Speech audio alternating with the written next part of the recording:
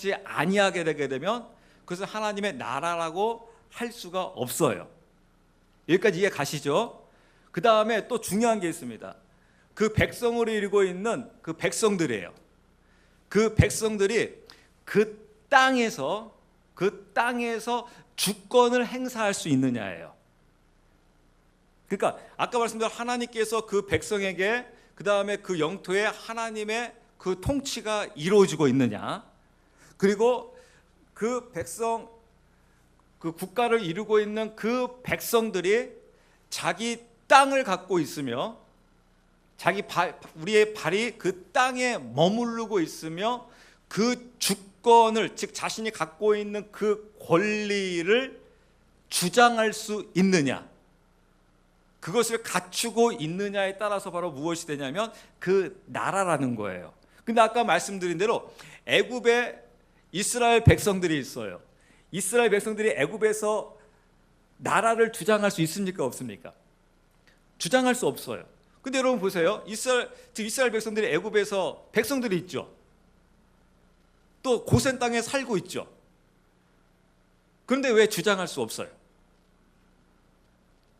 왜냐하면 애굽은 이스라엘 백성의 땅이 아니기 때문에 그래요. 주인이 아니기 때문에 그렇습니다. 주인이 아니기 때문에 자신들의 권리를 주장할 수가 없어요. 그 애굽의 주인은 누구예요? 그날의 왕이 바로 바로예요. 바로의 통치에 있어요. 바로의 통치권 안에 있기 때문에 이 애굽에서 이스라엘 백성들이 아무리 고센 땅에서 우리가 나라가 이루어졌습니다 라고 아무리 선포해봤자 그거 백성들도 인정해주지 않지만 일단 누가 인정해주지 않을까요? 제일 첫 번째 애굽 바로가 인정해주지 않죠. 그 다음에 주변 국가가 인정해줄까요, 안 해줄까요? 아무도 안 해주죠. 오히려 주장하면 놀고 있네. 그리고 마음에 안 들면 바로가 어떻게 하겠습니까? 작살내버리죠. 작살내도 여러분 꼼짝 못하죠. 만약에 이스라엘 백성들이 고센 땅에서 야, 이거 고센 땅 우리 땅이야, 우리의 주권을, 우리의 힘을, 이거 다 우리 거야 라고 주장했을 경우 바로가 바로 그냥 군대 보내가지고 멸망시키면 이러면 어떻게 됩니까? 그냥 멸망당하는 거예요. 그러니까 이 주장을 내세운다고 해가지고 나라가 되는 게 아니에요. 목소리를 외친다고 해서 선언한다고 해가지고 나라 되는 게 아니에요.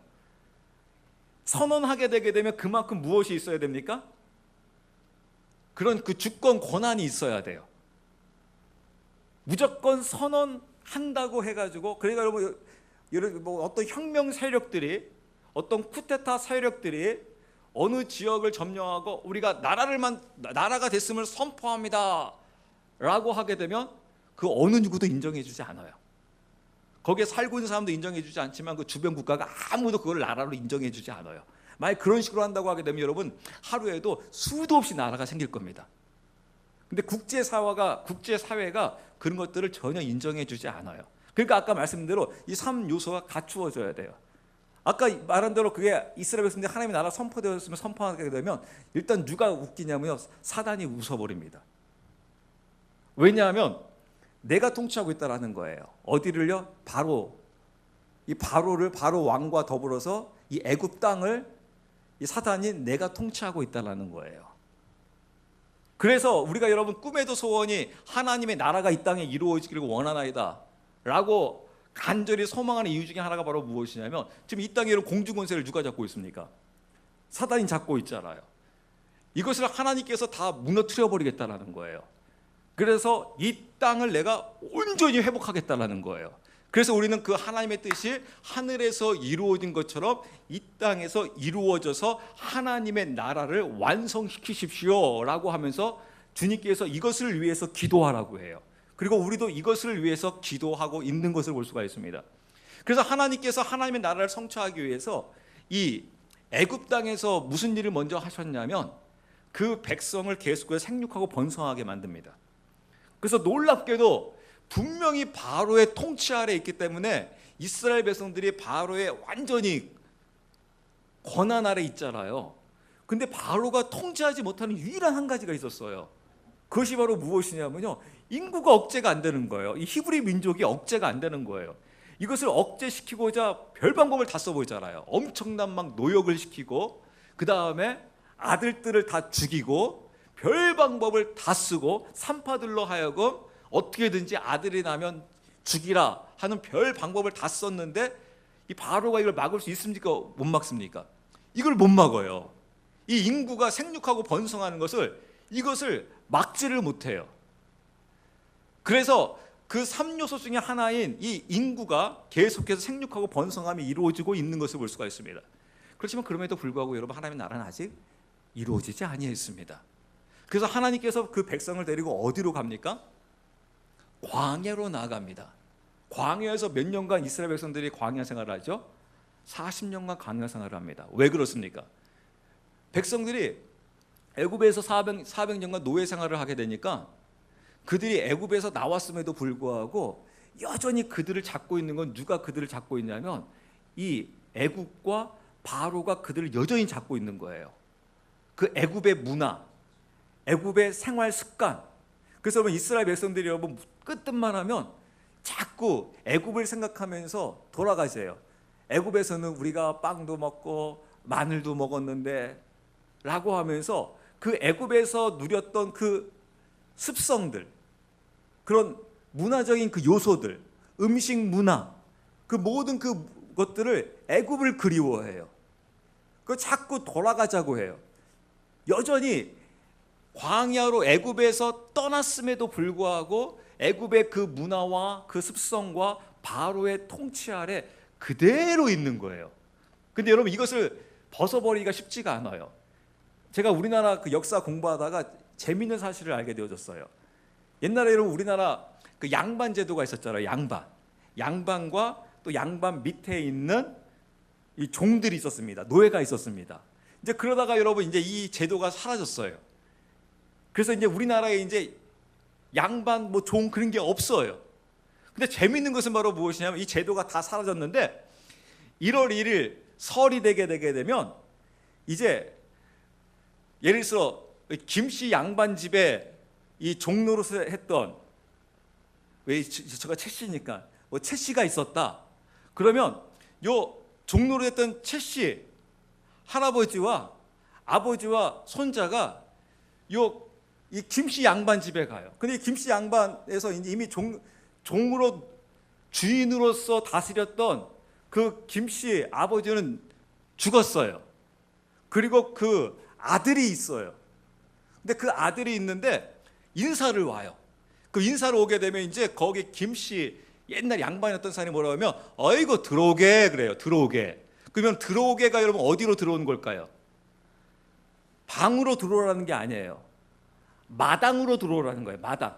이 옛날에 마님이 있었던, 이 주인이 있었던 안방 마당으로 오라는 거예요. 마당으로 들어오라는 거예요. 그럼 여러분, 1월 1일이면 어떤 날입니까? 아주 포근하고 좋은 날씨죠?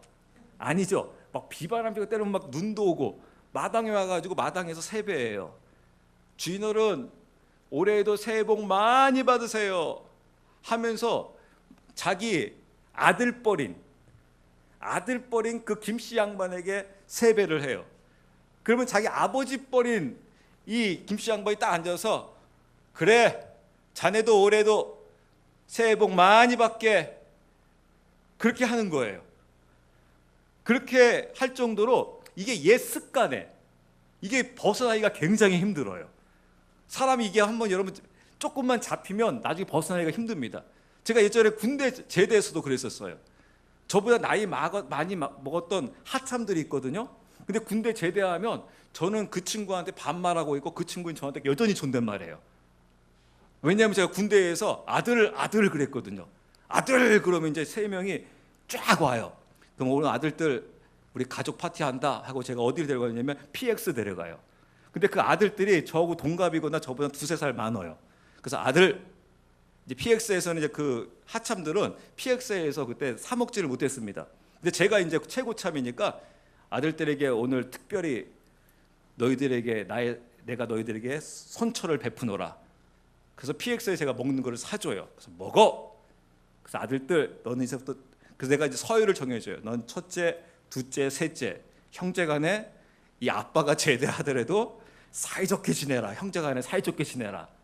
이제 그러면서 제가 제대하고 나중에 그 친구들 제대했는데 딱 만나면 저한테 여전히 존댓말을 해요. 저는 여전히 반말을 하고 있고요. 그 잠깐 사이인데도 불구하고 이것을 빨리 벗어버리기가 쉽지가 않은 거예요. 즉 이스라엘 백성들이 비록 애굽에서 출애굽을 했지만 그럼에도 불구하고 여전히 이 애굽이 바로가 이스라엘을 잡고 있는 거예요. 그래서 하나님께서 이스라엘 백성들을 출애굽시켜가지고 이 먹는 거 하나부터 하나님께서 다 주세요. 그래서 여러분 매일매일 무엇을 주십니까? 만나를 주시고요. 낮에는 구름 기둥으로 인도해 주시고 밤에는 불 기둥으로 보호해 주시고 그러면서 반석의 생수를 통해서 먹이시고 또 메추라기를 통해서 별식을 먹이시면서 이제 내가 너의 왕이다. 내가 너를 이제부터는 인도할 것이고 내가 너를 먹여줄 것이고 내가 너를 붙들어 줄 것이다 라고 하면서 이 주권 이양이 이루어져야 돼요. 그래서 여러분 이게 바로 여러분 제가 오전에 설교한 대로 그리스도가 나의 왕이냐라는 거예요. 이 주권 이양이 이루어지지 않게 되게 되면 이것을 믿음이라고 할 수가 없어요. 그래서 여러분 가나안 땅에 들어가지를 못합니다. 누굴 제외하고요? 모세는 이제 지도자였겠고 그다음에 여호수아와 갈렙을 제외하고는 아무도 들어가지를 못했었어요. 그래서 이 주권이 이제 이 광야 생활을 통해서 주권이 확립이 되어집니다. 그러니까 현재 두 가지가 이루어지죠. 뭐가 이루어졌습니까? 사람과 백성과 그 다음에 주권이 이루어져요. 오늘 여호수아가 바로 무엇이냐면요, 이제 이 땅을 차지해야 한다는 거예요. 이 땅을. 그래서 이 땅을 정복하라는 거예요. 그 땅에 살고 있는 가나안 족속들을 남녀노유할 것 없이 그들을 다 몰아버리고 다 죽여버리고 이곳에 이제 너희가 발부라는 거예요. 이 땅을 정복하라는 겁니다. 그래서 이 땅에서 주권을 행사하라는 거예요. 이것은 우리의 것이다. 어느 누구도 침범하지 못한다. 만약에 침범하게 되면 가만두지 않겠다 라고 하면서 하나님께서 하나님의 나라를 이루어 나갑니다. 이게 바로 무엇이냐면 이게 하나님의 나라, 즉 나라예요. 그러니까 다시 한번 복습해 봅니다. 나라를 이루기 위해서는 세 가지 요소가 필요하다고 했어요. 뭐라고 했습니까? 인구가 있어야 되고요, 주권이 있어야 되고요, 그 다음에 땅이 있어야 한다고 했어요. 그리고 이 세 가지 요소를 갖추어졌을 때 무조건 나라가 되는 것이 아니라 이 세 가지 중에서 이제 세 가지를 갖추어서 어떤 일이 있어야 되냐면 첫 번째로는 하나님께서 그 백성과 그 땅을 통치하고 있느냐, 주권을 가지고, 또 그와 더불어서 백성들도 그 땅에서 자신의 땅을 주장하면서 권리를 주장하면서 그 주권을 인정받을 수 있느냐. 그랬을 때 여러분 바로 무엇입니까? 나라가 되는 거예요. 그래서 여러분 나라에 대한 개념을 여러분들이 잘 아시겠죠? 이제 그러면서 제가 이제 여러분들에게 지금 논란이 되고 있는 그 부분에 대해서 제가 성경적으로 또 여러분들의 일반 사회학적으로 모든 것을 정확하게 제가 여러분들에게 알려드리도록 하겠습니다. 그래도 최소한 우리 풍성한 교인들은 수준 있는 교인이잖아요. 전 여러분들을 상당히 수준 있게 보거든요. 그래서 제가 오늘 이 설교 말씀을 이것을 우리 그리스도인으로서 분명히 알고 있어야 한다. 특히 그리스도인은 민족에 대해서 나라에 대해서 확실히 알고 있고 나라를 위해서 기도하고 있고 또 악한 세력에 빠지지 않기 위해서 분명한 가치관을 정립하고 있어야 되기 때문에 제가 여러분들에게 말씀을 드립니다. 특히 여러분 아까 말씀드린 대로 지금 우리나라의 시끄러운 이 개국, 건국일에 대해서 이 논란이 되고 있어요. 한쪽에서는 1919년이 건국일이다. 1919년은 어떠한 날이냐면요, 상해 임시정부가 들어선 날이에요. 뭐 다른 말로 하면 대한민국 임시정부라고 해요. 그 다음에 다른 한쪽에서는 1948년도가 건국일이다 라고 하면서 이 부분을 가지고 지금 우리나라에서 지금 상당히 지금 시끄럽습니다. 또 안타까운 것은 바로 무엇이냐면 세계에서 이 건국에 대해서 가장 모르는 나라가 우리나라예요. 참 놀랍게도 기껏해야 이 몇십 년 전의 일임에도 불구하고 우리는 건국에 대해서 별로 배우지를 않습니다. 학교에서는 어디에서 건국에 대해서 신기하게도. 그래서 건국에 대해서 가장 모르고 가장 배우지 않는 나라 중에 하나가 바로 우리 나라인 것을 볼 수가 있습니다. 그렇지만 여러분, 그럼에도 불구하고 하나님께서, 여러분 이걸 아세요? 제가 새벽에 한번 그런 말씀드린 적이 있었는데요.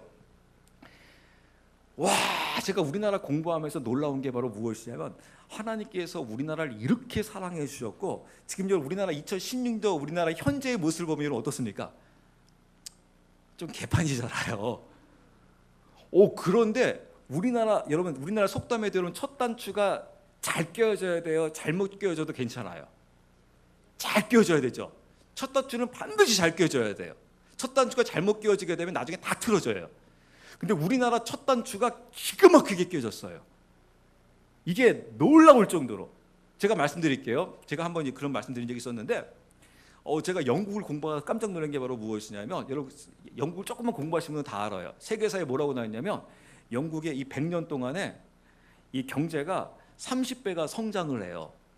이제 그것을 뭐라고 하냐면 산업혁명이라고 그래요. 이 산업혁명은 여러분 말 자체로 여러분 혁명을 이뤘다라는 거예요. 이거는 경제 발전 정도의 수준이 아니라는 거예요. 왜냐하면 너무나 급성장했기 때문에. 그래서 이것을 혁명이라고 해요. 그 산업혁명이라고 합니다. 그러니까 100년 동안 몇 배 성장했기 때문에요? 30배 성장했기 때문에 이걸 혁명이라고 해요. 그럼 제가 여러분들에게 물어볼게요. 30배가 아니라 300배 성장이라고 하면 여러분 뭐라고 이름 붙여야 될까요? 300배.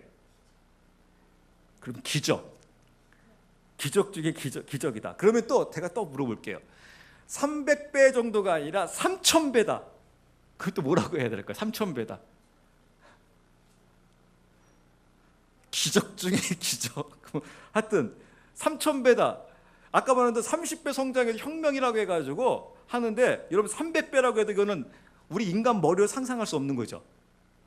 근데 3000배다. 더 상상이 안 가지죠. 근데 3000배도 약해요.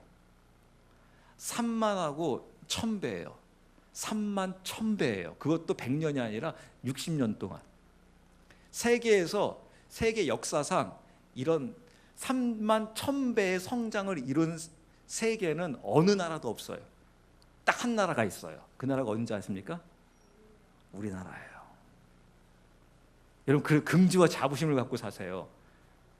그래서 여러분, 우리가 착각하는 게 바로 무엇이냐면, 지금 3만 1000배를 이룬 2016년도의 우리의 관점으로 지금 자꾸 생각하니까 우리가 자꾸 헷갈려하고 뭐가 뭔지를 모르고 있어요. 제가 며칠 전에 한 TV를 보는데 깜짝 놀란 게 있었어요. 우리나라 소위 말하는 TV에 자주 나오는 좀 엘리트라고 하는 사람인데 이런 이야기를 하더라고요. 옛날에 우리나라에 그 황정엽 씨가 우리나라에 왔었잖아요. 근데 그분이 뭐라고 이야기하냐면요, 자기는 이해가 안 간다는 거예요. 왜 황장엽 같은 분들이 우리나라로 왜 오냐라는 거예요. 그거는 황장엽 씨가 자격이 없다라는 거예요. 그 이유를 그래서 왜 그런가 깜짝 놀랐더니, 북한에서 살고 있는 주민들은 우리나라로 넘어올 수 있다라는 거예요. 왜? 주민들이니까. 근데 황정엽 씨 같은 경우에는 우리나라로 치게 되게 되면 거의 국무총리 장관급의 수준이라는 거예요. 그러면 장관급의 수준에 있는 사람이 북한을 지키고 있어야지 북한을 배신하고 오냐고.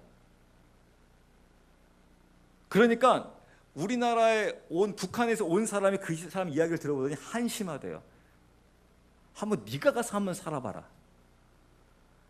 그러니까 지금 우리나라의 개념에서는 이 사람이 막 왜 그래 하면서 막 뭐 정치 뭐 마음대로 비판하더라도 그 사람을 왜 우리나라에 잡아갈 수 있어요, 없어요?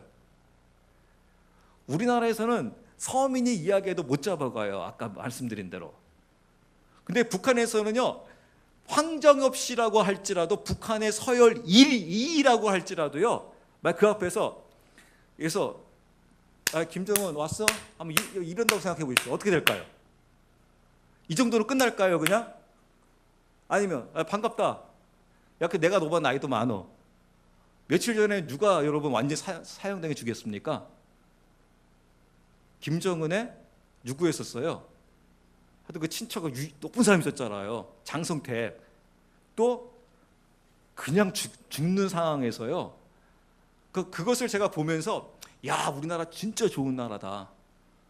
우리나라는 2016년도에 이런 3만 1000배의 경제 성장을 이룬 나라의 모습으로서 어떤 것을 하더라도 우리는 나름대로 그런 부분들이 보장이 되는구나 하면서 참 우리나라는 참 좋은 나라다라고 제가 이렇게 생각하게 되었는데, 지금의 관점에서 여러분 이렇게 보시게 되게 되면 아주 우리는 굉장히 큰 오해를 할 수가 있습니다. 그리고 굉장히 큰 실수를 할 수가 있어요.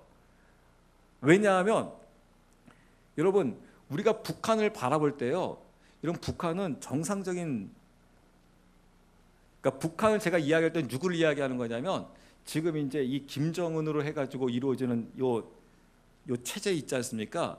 이 사람을 여러분 우리의 머릿속으로 정상적인 사람을 여러분 생각하지 마세요. 일반적인 사고의 방식을 가지고 생각하게 되게 되면 여러분 완전히 우리는 큰 코 다칩니다. 그 제가 이제 뭐를 말씀드리려고 하냐면, 아까 이제 여러분 말씀드린 대로 이제 1919년과 1948년도를 가지고 어느 날이 정말 건국일이냐라고 지금 우리나라가 시끄럽게 이거 가지고 막 싸우고 있어요. 그랬을 때 여러분 이제 우리가 이제 객관적으로 보자라는 거예요. 일단 제가 객관적으로 나라를 이루기 위해서는 아까 우리 3요소 알았잖아요. 3요소 뭡니까? 인구, 그 다음에 주권, 그 다음에 영토, 그리고 최소한 이 영토에서 어떻게 해야 한다고요? 우리 국민이 이거 내 땅이야, 내 거야, 그리고 우리의 통치권에 들어오게 되게 되면 가만두지 않을 거야, 싸울 거야, 우리가 싸울 거야 하면서 그 주권을 내세울 수 있어야 되고, 그것을 주변 국가에서 어떻게 해줘야 됩니까? 세계가 인정해줘야 되는 거죠. 이 나라는 국가다, 국가이기 때문에 이 나라를 함부로 하면 세계가 가만히 있지 않겠다, 그걸 침략으로 간주하고 용납하지 않겠다 라고 하면서 이 3요소가 있어야 되는 거예요. 그랬을 때 여러분 아까 이야기한 대로 1919년도 상해 임시정부가 국가로서 전 세계와 또 아까 국가의 요소를 갖추고 있냐라는 거예요. 어떻습니까 여러분? 상해 임시정부에서는 어느 누구도 상해 임시정부의 수장도 마찬가지요, 또 우리나라 국민들도 마찬가지고 우리나라 땅에서 우리의 주권을 인정받을 수 있습니까 없습니까? 어느 누구도 인정해주지도 않고 외칠 수도 없어요. 왜냐하면 이 땅은 누가 통치하고 있었습니까? 일본이 통치하고 있잖아요.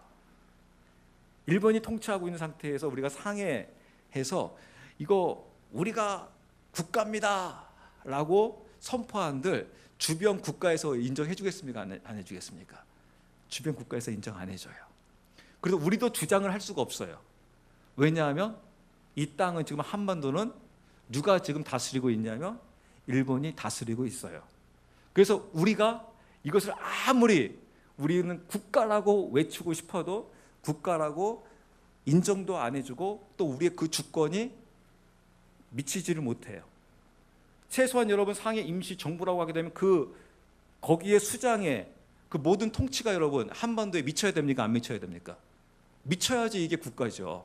통치가 미쳐야죠. 주권이 미쳐야죠. 근데 통치권이 없잖아요. 주권을 행사할 수가 없잖아요. 그 어떤 것도 할 수 없잖아요. 그냥 우리나라의 선언 하나로 끝날 뿐이지 이거를 국가라고 할 수가 없어요. 그래서 그 국가가 언제 갖추어지느냐? 1948년도 5월 달에 국민에 의해서 국회의원을 뽑고 8월 15일 날 나라가 건국되어져요. 그래서 대통령이 나오게 되고 그 대통령을 통해서 한반도의 통치가 이루어져요. 그리고 주권을 행사할 수 있고 모든 주변 국가에서도 국가로 인정해줘요. 그러면 여러분 언제가 건국이겠습니까? 1919년이겠습니까? 1948년도겠습니까? 당연히 1948년도예요. 그리고 여러분 보세요. 그리고 제가 이제 이것을 이제 왜 제가 이 부분이 중요한지 여러분들에게 말씀을 드리고자 하는데, 우리나라 헌법에 이렇게 나와 있어요. 제가 이걸 공부하느라고 헌법까지 찾아봤는데요. 헌법 1조 1항에 이렇게 나와 있어요. 대한민국은 민주공화국이다. 두 번째, 대한민국의 주권은 국민에게 있고 모든 권력은 국민으로부터 나온다. 여러분, 이 헌법만 보더라도 여러분 믿지 않는 사람들이라고 하더라도 언제가 건국이라는 게 나오죠. 헌법에서 이미 뭐라고 되어 있습니까? 대한민국은 민주공화국이고 대한민국의 주권은 누구에게 있어요? 국민에게 있고. 그럼 상해 정부 때 국민에게 있었어요? 국민에게 주권이 있습니까? 동장이라도 뽑을 수 있나요? 국민이? 국회의원 뽑을 수 있어요? 못 뽑잖아요. 상해 임시정부 때는 이미 일본이 통치하고 있는데 어떻게 뽑을 수 있습니까? 이미 이랬으면 몰라요. 상해 임시정부가 들어서기 전에 한반도에서 이미 정부가 들어서 가지고 우리나라 손으로 국민들이 국회의원을 뽑고 있었고, 또 우리나라의 수장이 국민들을 통치하고 있는데 일본이 쳐들어와 가지고 우리를 뺏었다라고 하게 되면 1919년 그때가 건국이라고 할 수가 있을 거예요. 그런데 이때는 건국일이 될 수가 없다라는 것을 알 수가 있어요. 그리고 또 이 헌법이 또 왜 굉장히 중요하냐면 이 10조에 이렇게 나와 있어요. 모든 국민은 인간으로서 존엄과 가치를 가지며 행복을 추구할 권리를 가진다. 국가는 개인이 가지는 불가침의 기본적 인권을 확인하고 이를 보장할 의무가 있다. 그런데 여러분, 1919년도에는요 국가가 이걸 보장해 줄 수 있는 권한을, 그 인권을 보장해 국가가 줄 수도 없을 뿐만 아니라 국가조차도 보장받을 수가 없습니다. 왜냐하면 우리가 주인이 아니잖아요. 그래서 아직 건국이 우리가 아직 안 이루어진 거잖아요. 제가 여러분 대한민국 건국을 이야기하는 거예요. 조선을 이야기하는 게 아닙니다. 지금 대한민국 건국일이 왜 이게 중요하냐 말씀을 드리냐면, 그 다음부터 제가 또 말씀드릴게요. 그럼 왜 여러분들 이런 생각하실 거예요? 아니 목사님, 1919년이면 어땠고 48년이면 어떻습니까? 이게 뭐 우리하고 뭐 상관이 있는 건가요? 여러분, 굉장히 중요한 거예요. 왜냐하면 헌법에서는요, 또 제가 이제 기독교적으로 좀 이따 말씀드릴 텐데, 헌법에서는 지금 북한을 나라로 인정해주고 있지 않아요. 1조 1항에 뭐라고 되어 있냐면 대한민국은 민주공화국이다. 그러니까 대한민국은 민주공화국이라는 거예요. 근데 여러분, 제가 물어볼게요. 지금 우리 남한 민주공화국이죠? 지금 북한이 민주공화국이에요? 아니죠? 그러니까 헌법에서는 지금 북한을 나라로 인정하고 있지 않는 거예요. 그리고 뭐라고 되어 있냐면 이렇게 나와 있어요. 여러분 밑에 보시게 되게 되면 이 3조에 이렇게 나와 있어요. 대한민국의 영토는 한반도와 그 부속 도서로 한다. 대한민국의 영토는 어디로 규정해 놨냐면 한반도로 규정해 놨어요. 한반도. 그러니까 이 한반도가 지금 아까 1조에서 뭐라고 되어 있는 거예요? 민주공화국으로 되어 있는 거예요. 그러니까 한반도는 여러분 북한과 남한을 포함하고 있는 걸 한반도라고 합니다. 이 한반도는 무슨 국가라는 거예요? 대한민국으로서 대한민국은 민주공화국이다. 그러니까 이 한반도 전체는 지금 무슨 공화국이라는 거예요? 민주공화국이라는 거예요. 그래서 세계가 지금 대한민국은 민주공화국으로서 인정해주고 있는 거예요. 이게 우리 헌법이고요. 그래서 그런데 이 헌법을 민주공화국인데 지금 북한은 뭐예요? 민주공화국이 아니잖아요. 그러니까 지금 북한은 지금 나라가 인정받고 있는 거예요? 헌법에서 인정받지 못하고 있는 겁니까? 헌법으로 나라로 인정받지 못하고 있는 거예요. 그 지금 무엇하고 있는 거예요? 지금 불순 세력이 2천만을 지금 잡고 있는 거예요. 이 헌법으로 해석을 하게 되게 되면 지금 북한은 나라가 아닌 거예요. 왜냐하면 우린 지금 나라를 뭐로 보냐면 대한민국으로 보고 있는 거예요. 대한민국은 한반도를 영토를 구속하고 있다. 그래서 이 한반도는 바로 무엇이냐면 민주공화국이다. 근데 민주공화국으로서 이 한반도가 대한민국인데 지금 이 김일성, 김정일, 김정은으로 이어지는 이 김일성 일가가 지금 어떻게 하고 있는 거예요? 불법으로 점령하고 있는 거예요. 불법으로 점령하고 있는 겁니다. 불법하고 점령하고 있기 때문에 앞으로 이 불법 점령한 것은 어떻게 해야 되는 거예요? 제거 대상인 거예요. 우리 헌법으로 하게 되게 되면 이것은 제거 대상인 거예요. 협상의 대상이 아니에요. 여러분 불법하고 여러분 협상합니까 안 합니까? 우리 노조에서도 불법하고 협상합니까 안 합니까? 그건 인정해주지 않아요. 우리 노조조차도 불법하고는 이거 불법은 체포하고 불법은 사라지게 만들어야 되는 것이지 불법하고는 어떤 협상과 무슨 조약이 이루어질 수 있는 부분이 아닌 거예요. 왜냐하면 이 한반도는 대한민국 민주공화국이기 때문에요. 그래서 제가 아까 말씀드린 대로 우리나라 첫 단추가 기가 막히게 딱 깨어 있습니다. 그래서 여러분 소위 말하는 종북 세력들이요, 이 헌법 이 1조 1항을 없애려고 얼마나 노력하고 있는지 몰라요. 왜냐하면 민주공화국이라고 딱 대한민국을 밝히고 있고 영토를 한반도로 딱 규정하고 있기 때문에 지금 이 부분에 대해서 그러면 우리는 뭐냐? 북한은 뭐냐? 그럼 북한은 불법자들이 되는 거예요. 북한 전체가 불법자가 되는 게 아니라 그 김일성 일가들이 그 2천만들을 잡고 불법으로 잡아버린 거예요. 한마디로 불법 농성하고 있는 거예요. 그래서 불법으로 점령하고 불법으로 농성하고 있으면 여러분 어떻게 됩니까? 절대 협정과 협약이 이루어질 수가 없는 거예요. 그래서 이 종북 세력들이 이것을 없애고 싶은 거예요. 1조를 없애가지고 무엇을 만들고 싶냐면 국가를 만들고 싶은 거예요. 어디를요? 북한을요. 북한을 국가로 만들면 무슨 일을 할 수 있겠습니까? 서로가 국가 대 국가로 협약이 가능한 거예요. 그래서 제가 왜 이 부분이 굉장히 중요하냐? 성경적으로는 1948년도 세계에서 이런 역사가 없어요. 기도로 시작한 우리나라 첫 국회가 이루어지게 되는데 1948년도 5월 달에 총 국민 투표에 의해 가지고 국회의원이 뽑히면서 국회가 시작이 되어져요. 그때 이윤영 그때 부의장이었습니다. 이윤영 부의장님 기도로 시작하십시오라고 해가지고 몇 분 동안 기도가 이루어졌냐면 30분 동안 기도를 이루면서 어떤 일이 벌어지냐면 이 대한민국을 주님 하나님께서 세워주셨습니다. 이 대한민국을 하나님께 바칩니다. 하나님이여 받아주시옵소서. 세계에서 여러분 이렇게 시작한 나라가 없어요. 그래서 1948년도가 우리 기독교적으로도 왜 중요하냐면 바로 1948년도가 되게 되면 하나님이 세운 대한민국이 되는 거예요. 그리고 하나님의 기도로서 말씀으로 시작한 민족이 되는 거예요. 근데 1919년도로 가게 되면 이 정통성이 사라져요. 그리고 또 왜 1919년도를 사람들은 왜 강조하고 왜 주장하는 줄 아십니까?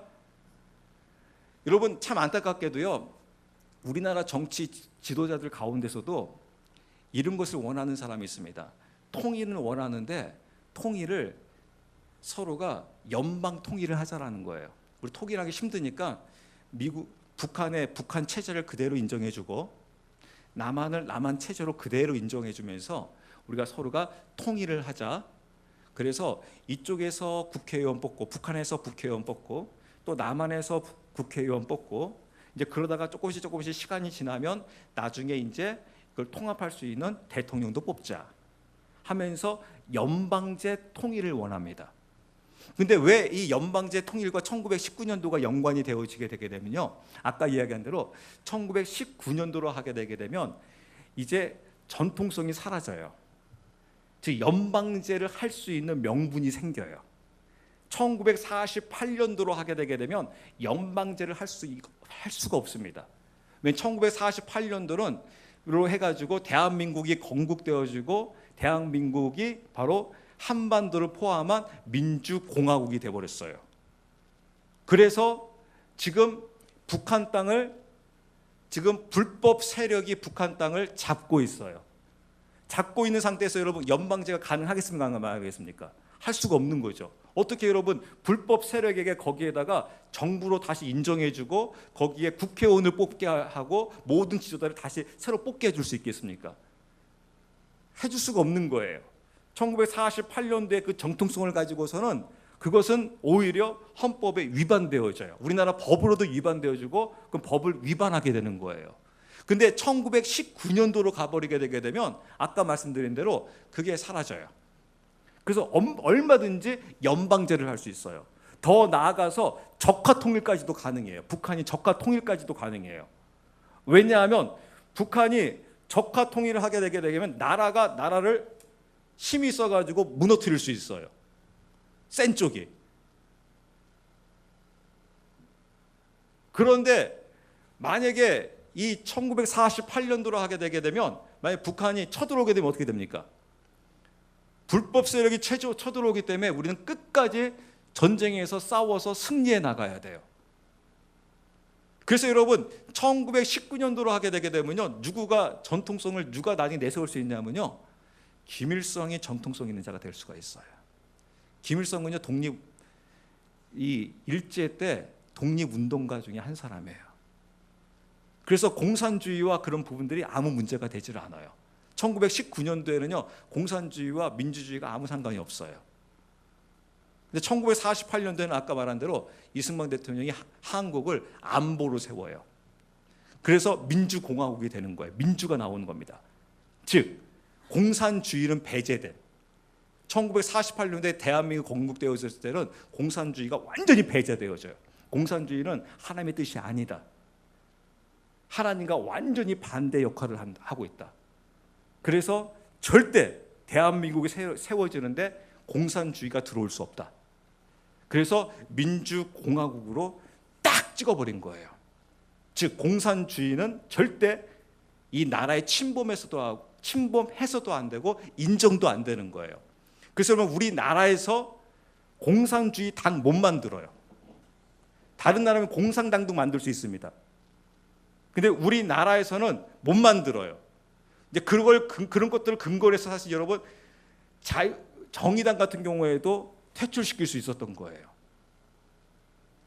그래서 1919년도로 가게 되면, 1919년도가 건국이 돼버리게 되게 되면 그런 것들이 다 무마가 되어져요.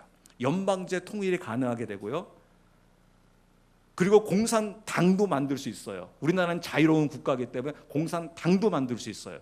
그렇지만 그럼에도 불구하고 영국이나 다른 독일도 다 사회당, 일본도 다 사회당, 공산당 다 만들 수 있는데 왜 우리나라에서는 만들 수 없느냐?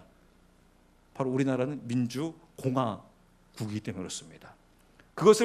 그 안보 아래 우리나라가 세워졌어요. 그래서 첫 단추가 기가 막히게 된 거죠. 그래서 여러분 우리는 그런 부분들을 부인할 수가 없어요. 아까 말씀대로 하나님의 은혜다. 여러분 우리나라는 여러분 인정하시죠? 하나님의 은혜로 축복받았죠. 그럼 하나님께서 누굴 통해서 여러분 축복하신 겁니까? 하나님께서 사람을 통해서 첫 단추를 꽂게 하시잖아요. 모세를 통해서 여러분 이스라엘을 세우잖아요. 그것처럼 하나님께서 누굴 통해서 세웠냐라는 거예요. 지금 영화 같은 게 여러분 웃기는 영화들이 바로 무엇입니까? 저는 너무 안타까운 중 하나가 바로 무엇이냐면, 제가 이번에 덕혜옹주인가 영화 봤어요. 여러분 저는 그런 거 보면서 안타까운 게 뭐냐면, 저는 이 점에서는 참 좋아요. 야, 나라를 뺏기니까 참 안타깝다. 근데 여러분 저는 무슨 말을 하고 싶냐면, 덕혜옹주 정도도 만약에 우리나라의 충신으로서 국가를 사랑하는 사람으로서 그렇게 인정해 주고자 하는 그런 너그러운 마음이 있다고 하게 되면, 정말 국가를 해서 뛴 사람들은 왜 우리가 모르냐라는 거예요. 덕혜옹주처럼 그런 사람도 우리가 뭔가 지금 이 시대에 새롭게 기리자 라고 할 정도라고 한다면, 왜 진짜 나라를 위해서 나라를 세운 자를 왜 우리가 왜 모르냐라는 거예요. 그럼 우리 또 이렇게 이야기했어요. 여러분 우리나라 독립투사들 굉장히 훌륭하죠. 저도 존경합니다. 근데 여러분 우리나라 독립운동을 해서 나라 세워졌나요? 엄밀히 말하면요, 그분들의 독립운동은 우리가 정말 감사하고 정말 존경해야 돼요. 근데 여러분 우리나라는 독립운동 정도로 우리나라를 세울 수가 없어요. 독립운동으로 그 정도 힘을 세울 수 있는 게 아닙니다. 어떻게 보게 되면 여러분, 어떤 작은 회사가 조금 이렇게 노사 투자해가지고 그 나라의 경제 기반을 세웠다라고 하게 되면 말도 안 되잖아요. 나름대로 운동한 거는 높이 살 수 있지만은 정말 나라를 세우는 데는 결정적인 자들이 있다는 겁니다. 결정적으로 노력한 부분이 있다는 겁니다. 국가를 세우는데. 그래서 여러분 우리가 저번에도 말씀드린 대로 미국을 끌어들일 수 있는 하나님의 은혜죠. 근데 그 하나님의 은혜로 미국을 끌어들여온 자가 누구냐? 세계를 돕게 한 자가 누구냐? 이 가난한 이 한반도, 정말 가난하고 정말 힘든 나라였었잖아요.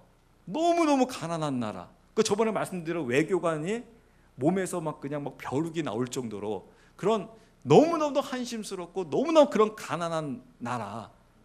우리 스스로는 막 한민족이 뛰어나기 때문에 라고 이야기할 수 있을지 모르겠지만은 그것은 나중에의 문제고, 정말 하나님께서 이 민족을 축복해 주지 않으면 세울 수가 없었는데, 바로 그 이승만이라는 그 한 사람을 토대로 해가지고 하나님께서 그 나라를 세워 나가잖아요.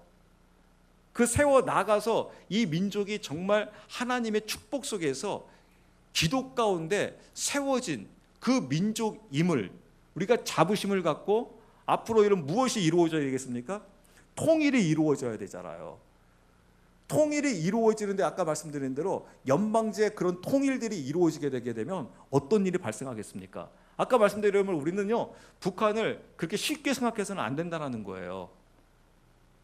한 예가 북한이 이미 증명이 되어졌습니다. 재미있는 게 바로 무엇이냐면요, 이 러시아에서도 세 그룹이 있었어요. 이 스탈린에 의한 공산당이 있었고요, 스스로 공부하면서 세운 공산당이 있었고요, 민주주의가 있었어요. 나중에 이들이 서로 세 파가 연합을 이루어요. 근데 연합을 이루는데 놀라운 일은 바로 무엇이냐면, 이 진짜 이 스탈린에 의한 공산당에 의해서요, 나중에 다 제거가 되어져요. 그리고 딱 한 공산당만 남아요. 어떤 공산당만 남냐면 스탈린에 의한 공산당만 남아요. 갑자기 저녁에 가다가 이 지도자들이 다 죽기 시작합니다. 뭐 교통사고로 죽거나 어떤 그 괴한에 의해서 죽거나, 나중에 보니까 싹 사라져요. 딱 누구만 남으면 그 오리지널 그 공산당만 남게 되는 것을 볼 수가 있습니다. 나중에 연방제 하잖아요. 나중에 여러분 어떤 일이 벌어질까요? 나중에 딱 김일성 주체 사상을 옹호하고 있는 그 공산당만 나중에 남게 되어 있어요. 그렇기 때문에 그들은 원하는 게 바로 무엇이냐면 하자라는 거예요. 연방제라도 하자라는 거예요. 왜냐하면 얼마든지 나중에 다 먹을 수 있기 때문에. 그래서 우리가 그리스도 안에서 우리 크리스찬들이 이런 그 안보의식을 가지고 민족을 위해서 기도해야 합니다. 이 안보의식이 없으면 우리가 이 민족을 위해서 기도할 방법이 없어요. 그리고 잘못된 길로 갈 수가 있습니다. 특히 여러분, 지금 우리나라가 지금 굉장히 한반도가 심각한 문제에 있습니다. 우리나라는 여러분 돈에 의해서 움직이는 나라입니다. 그래서 며칠 전에 이 잠수함에서 쏠 수 있는 미사일을 성공시켜 버렸잖아요. 그랬을 경우 여러분, 우리는 완전히 나중에 이제 2, 3년 안에 자칫 잘못하게 되면 완전히 인질범이 될 수가 있어요. 우리 인질로 잡혀버릴 수가 있습니다. 왜냐하면 이번에 제가 공부하면서 이렇게 보게 되니까 지금 김정은의 주변에 사람들이 있어요. 김정은의 주변의 사람이 100만에서 200만 정도가 된다고 합니다. 이 사람들은 세계에서 가장 잘 먹고 잘 사는 사람들이에요.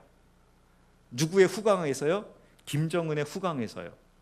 그럼 이 김정은은 계속해서 100에서 200만을 계속해서 어떻게 해야 합니까? 먹여 살려야 돼요. 이 수준에 맞게 해줘야 돼요. 그래서 뭐가 필요합니까? 돈이 필요해요. 그럼 여러분 돈 어떻게 해야 돼요? 우리나라한테 뜯어내는 거예요.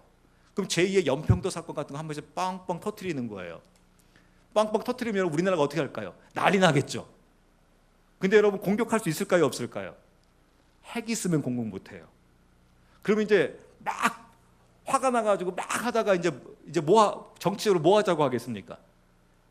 평화 협정을 맺으라고 할 겁니다. 협정. 그럼 협정이 여러분 북한이 그냥 맺어줘요? 아니 뭐 언제 맺어주겠어요? 돈 줘야지 맺어지죠. 왜냐하면 여러분 우리가 또 국민들이 요구해요. 왜 요구하냐면요, 우리나라는요 외화 돈이 있어야 돼요. 근데 나라가 불안해지게 되면 여러분 외화 돈이 어떻게 되겠습니까? 빠져나가요. 빠져나가면 경제가 불안해져요. 경제가 불안해지면 여러분 국민조차도요 북한하고 맞서 싸우라는 사람 아무도 없을 겁니다. 왜냐하면 경제가 힘들어지잖아요. 그러면 북한은 계속해서 제2, 제3 계속해서 도발하는 겁니다. 국지전 벌이는 겁니다. 그럼 우리는 계속해서 뭐 해야 됩니까? 돈 줘야 되는 거예요. 그래서 이 기회가 지금 우리나라에게 별로 얼마 안 남았어요. 어떻게 보게 되면 지금 우리나라의 기회가 주어진 전문가 이야기 되면 3년 정도라고 해요. 3년 안에 지금 빨리 하나님 기뻐하는 이 민주공화국의 통일이 이루어져야지, 이 통일이 이루어지지 않게 되면 우리나라는 완전히 북한의 완전히 볼모가 돼버린다. 그럼 북한의 볼모가 되는 것뿐만 더 중요한 건 바로 무엇이냐면 북한에 살고 있는 2천만이에요. 이 사람들은 신앙에 한 번도 자유를 갖고 선택해 보지를 못해요. 그대로 김정은에게 잡혀서 살아가야 합니다. 그래서 우리가 이런 부분을 알고 하나님께 기도해야 되는 겁니다. 정말 이 민족을 주님 불쌍히 여겨 주시옵소서. 기회가 얼마 안 된다고 하는데 하나님 사랑해 주세요. 제가 마지막 한마디만 하고 마칠게요. 저는 이거를 역사적으로 확인해 보지 않았기 때문에 정확히 알지 못하는데 제 전문가의 다른 분의 이야기를 들으면서 우리나라가 이런 일이 있었다고 합니다. 과거에요, 북한이 처음으로 핵을 뭔가 만들려고 한다 막 하면서 막 이게 막 낌새가 보인 적이 있었대요. 그때 여의도에 한국의 기독교 인구가 100만이 모였답니다. 그래가지고 막 하나님을 향하여 막 부르짖으며 기도하기 시작했답니다. 하나님, 이 민족을 불쌍히 여겨 주시옵소서. 그리고 북한 땅이 핵을 만들면 안 됩니다. 하나님, 김정일을 죽여주시든지 아니면 이 민족에게 통일을 주든지 하나님이 지켜주셔야 됩니다 하면서 막 기도하기 시작했는데, 놀라운 일은 그때 계기를 통해서 갑자기 뉴스에서 김정일이 죽었다라는 뉴스가 나온 거예요. 그러니까 여러분, 아까 말씀대로 우리나라에게 뭐가 있었냐면 이런 국가를 사랑하는 백성들이 있어가지고 북한에서 핵을 만들려고 기미만 보였는데도 불구하고 여의도에 100만이 모여가지고 하나님 이 민족을 좀 불쌍히 여겨 주시옵소서라고 하면서 회개하면서 기도하는 그 기도붕이 있었다라는 거예요. 근데 여러분, 지금을 보세요. 지금 북한에서 지금 미사일을 쏴가지고 지금 사드도 어느 것도 지금 통제 불가능한, 우리나라의 핵 잠수함이 없으면 이걸 막을 수가 없다. 그 정도로 지금 일본에서도 난리가 나가지고 총리부터 해가지고 비상 막 소집하고 난리가 났음에도 불구하고 여러분, 우리는 어떻습니까? 여러분, 우리 한국교회 잠잠하잖아요. 우리 일이 아니잖아요. 마치 우리 일이 아닌 것처럼 지금 하고 있지 않습니까? 그렇기 때문에 여러분, 우리가 이것을 역사의식을 바르게 알고 정말 이 하나님의 이 나라가 이 땅에 통치가 이루어지기를 원합니다. 그러니까 주님께서 원하시는, 우리가 첫 단추가 잘 끼워졌는데 정말 이 민족이 주님 모시기 합당한 민족 되어지기 원합니다 라고 하면서 정말 우리가 이것을 통일을 위해서 여러분 기도해야 합니다.